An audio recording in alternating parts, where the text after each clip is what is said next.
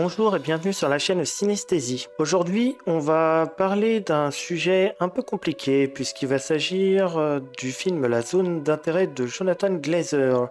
Jonathan Glazer, je n'ai vu qu'un de ses films et il s'avère que c'est son dernier en fait que j'ai vu alors qu'il date un petit peu puisqu'il s'agit de Under the Skin qui a déjà 10 ans et pour le coup j'avais pas mal détesté le style du type en fait. J'ai trouvé le film extrêmement pompeux pour ce qu'il faisait.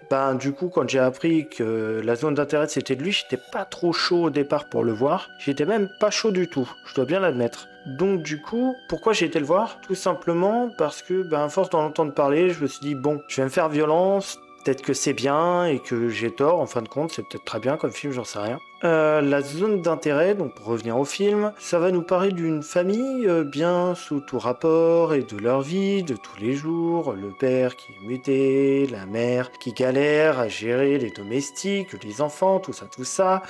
Et j'ai oublié en disant ça un ou deux petits détails, puisque c'est comme ça que le film me présente les choses. Mais il y a quand même un ou deux petits détails concernant cette famille. Le premier détail, c'est que ce sont des nazis. Et le deuxième petit détail, c'est qu'ils sont mitoyens à un camp d'extermination, à savoir celui d'Auschwitz. C'est un détail de l'histoire, littéralement, dans le film. En tout cas, c'est comme ça que c'est montré, mais ça a le mérite d'être à mentionner quand même. Avant d'aller plus loin sur la critique de ce film. D'ailleurs, c'est assez marrant parce que la personne qui joue la femme du coup de ce mec-là, c'est Sandra Hüller qu'on a vu dans Anatomie d'une chute qui fait encore et toujours parler de lui en ce moment. Et du coup, c'est à se demander si elle se fait pas une spécialité de jouer des personnages plus que malsains et ambigus, puisque là, dans Anatomie d'une chute, elle incarnait une femme dont la non-culpabilité était quand même loin d'être établie, et là, elle incarne l'épouse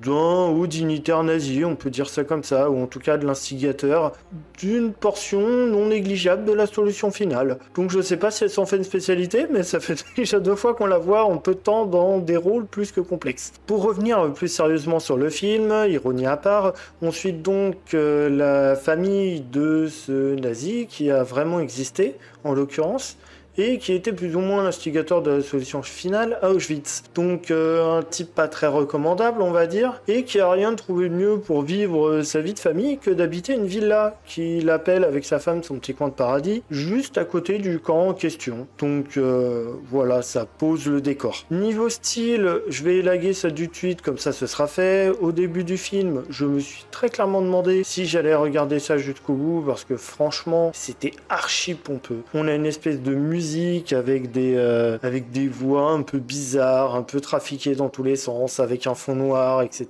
Le film s'ouvre vraiment de la manière la plus pompeuse possible, et du coup ça sonne assez bizarre vu le sujet du film qui est quand même à traiter avec des pincettes. On a vraiment un truc archi pompeux au début, et je me suis très clairement demandé ce que je foutais là. Je me dis c'est pas possible. Je vais pas subir 1h45 de ça.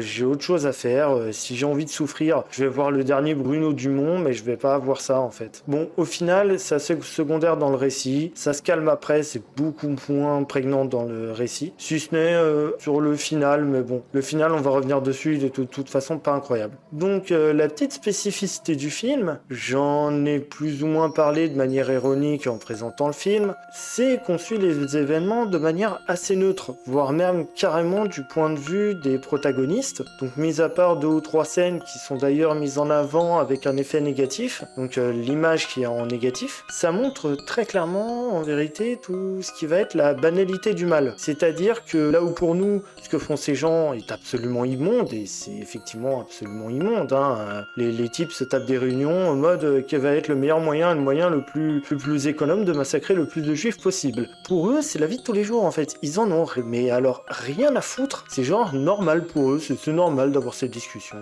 de parler de massacrer des gens, c'est tout à fait normal. On va avoir les gosses qui vont jouer dehors, et leur vue, au-delà de leur mur, ça va être la fumée du camp de concentration, enfin du four crématoire, et les hurlements des gens qui sont en train de se faire gazer. Mais à part ça, tout va bien dans la vie de ces gens-là. D'ailleurs, le film ne traite pas vraiment de l'impact psychologique sur les gosses, mais je suppose que ça doit pas être ouf quand même. Quand bien même on t'expliquerait en boucle que c'est tout à fait normal et que c'est bien d'avoir des gens qui crèvent à côté du mur de chez toi, ça doit être quand même assez chelou en termes d'impact psychologique sur les gosses. La réalisation en elle-même lui-même, c'est quasiment que des plans fixes. Donc pour le coup, au début c'est archi pompeux, mais ensuite ça va permettre d'accentuer le côté rigide et neutre de la situation en fait, puisque pour eux c'est tout à fait neutre et normal de faire ce genre de choses. Mais du coup ce parti pris, comme je l'ai un peu indiqué plus tôt, ça montre aussi les limites du film, c'est-à-dire qu'on va jamais parler des conséquences de ce que font ces gens, notamment sur la famille, sur les enfants. Je veux dire, on peut facilement se douter que les gosses vont très légèrement vriller psychopathe à un moment donné quand même, ou alors à l'inverse vont péter un boulon à force d'entendre des hurlements, parce que même si on te dit que c'est des sous-êtres et que c'est normal de les gazer, à un moment il y a un truc qui s'appelle l'empathie chez l'être humain, et quand un être humain entend un autre être humain hurler à la mort, en général, il a une réaction d'empathie. À moins d'être complètement insensibilisé par l'idéologie, on peut se douter que des gosses ne sont pas encore totalement matrixés par la chose tout de même. Ness est totalement élagué par le film et le réel a l'air de complètement s'en foutre de cet aspect-là. Ce qui est con parce que ça aurait permis justement de faire un contraste avec cette réalisation hyper neutre et de raconter quelque chose. Parce que du coup, le film, il essaye de s'en tirer avec une fin un peu bizarre, un peu en demi-teinte. Au final, à trop vouloir montrer la banalité du mal, on se fait un peu chier, parce que c'est bien fascinant une petite demi-heure, ces histoires de famille un peu dérisoires, face à un génocide qui a lieu juste à côté de leur porte, mais au final, ça devient vite très chiant.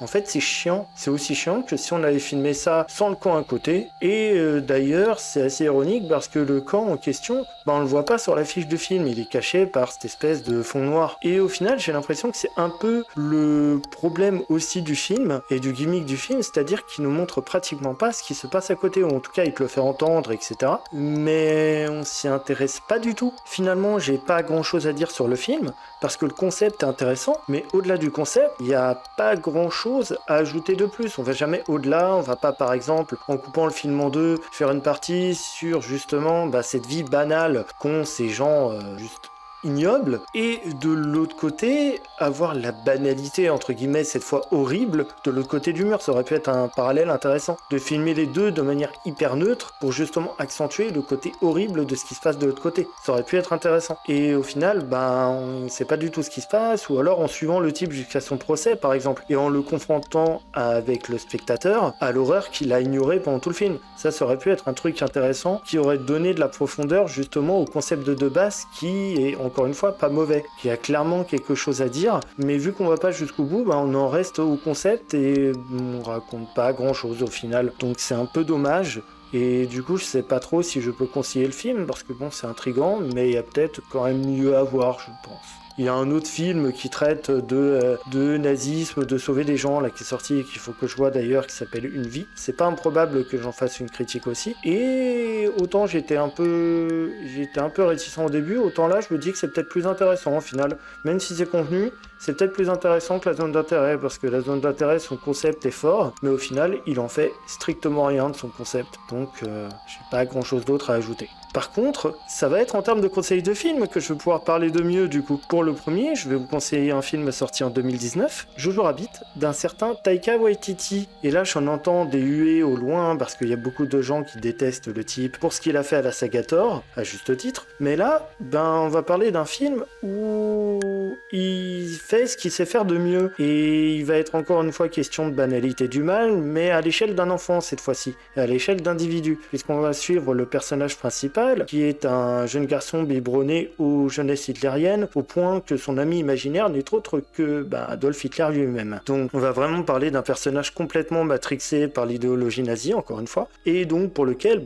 tout ce qu'il vit est tout à fait normal, il est même à fond dedans. Donc on va suivre la vie dans un premier temps de ce gosse, et peu à peu la déconstruction de son idéal au fur et à mesure qu'il rentre aussi dans l'adolescence, lorsqu'il se rend compte que sa propre mère cache une jeune fille juive, c'est-à-dire la pire abomination pour lui, puisqu'elle a été élevée dans ce carcan nazi où clairement ce sont des sous-êtres qu'il faut exterminer quoi. Donc c'est un film plutôt surprenant, puisque c'est un sujet qu'on n'a pas l'habitude d'entendre traiter au cinéma, et encore moins sous cet angle-là, puisqu'on va avoir à la fois des séquences ultra sidérantes et en même temps des séquences assez marrantes quoi, parce que c'est absurde au final. Le lavage de cerveau qu'a subi ce gosse depuis la naissance est complètement absurde de notre point de vue, et en même temps on va avoir des séquences qui vont être glaçantes, intéressante lorsqu'on voit un gamin de 13 ans armé d'une véritable arme qui fait sa vie lorsqu'on lui dit qu'il va devoir trucider les ennemis du nazisme. Alors que bon, c'est des gosses de 13 ans, on sait très bien ce qui va devenir d'eux, ils vont tous se faire zigouiller les uns après les autres, alors qu'il y a 5 minutes,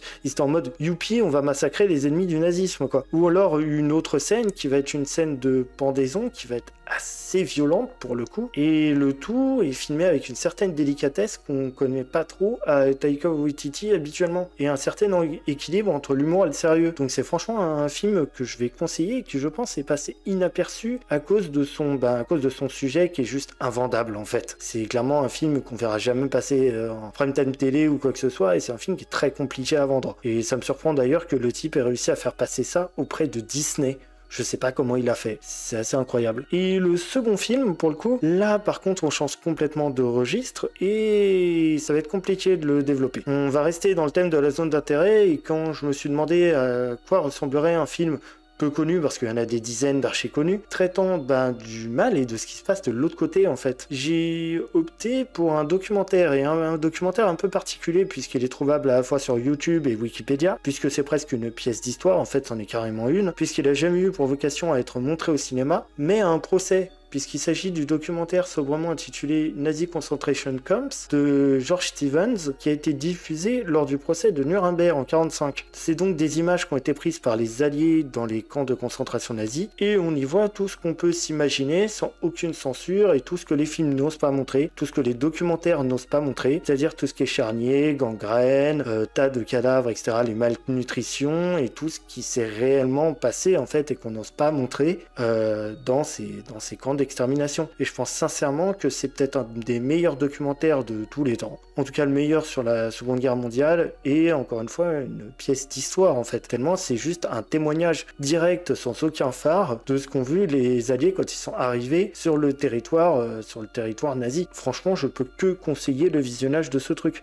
Même si vous pensez que c'est un peu compliqué parce que la vue des cadavres, etc., mettez de côté votre petit gna en fait, et allez voir le réel en fait, parce qu'une claque de réel ça fait du bien des fois. Ça fait du bien, c'est pas agréable, mais il faut le voir. C'est quelque chose qu'il faut voir pour comprendre l'horreur qu'ont pu vivre ces gens. Et je peux que conseiller de regarder ce truc là en fait. Voilà, je finis un peu cette vidéo sur une touche pas très positive. En même temps le sujet c'était un peu à prévoir. En tout cas merci à ceux qui sont restés jusqu'au bout. Je vous invite à partager la vidéo autour de vous, ainsi qu'à faire grandir la chaîne en vous abonnant et en partageant sur les réseaux sociaux, ainsi qu'en me rejoignant sur mes pages pour être mis au courant des prochaines vidéos. À une prochaine fois, salut!